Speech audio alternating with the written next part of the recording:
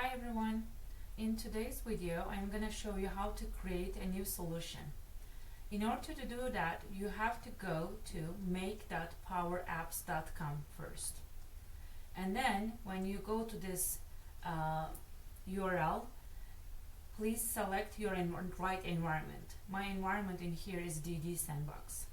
On the left side you will find the solutions. Please click the solutions tab, and then on the top bar you will see a new solution.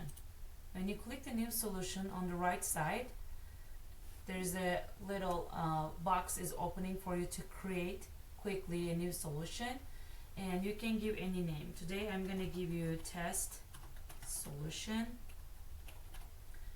and over here you will see this is a schema name or API name, so there shouldn't be any space between those. Even if I put space in the display name, there shouldn't be any space in here. For publisher, you can select default publisher, or if you want to mark it, since you create this solution, if you want to mark it, you can create a new publisher. Let me create a new publisher real quick.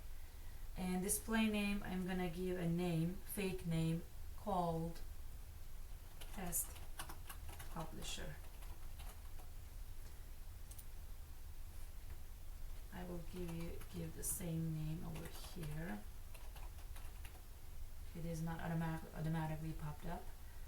And as a prefix, you can define any prefix. I will put TP. Value prefix is automatically assigned. I'm not going to change it, and then I'm going to save it.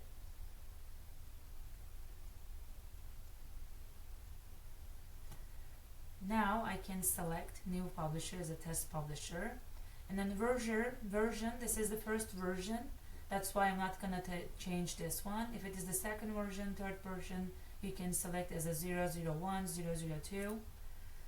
You don't need to do anything else, just to create a new solution.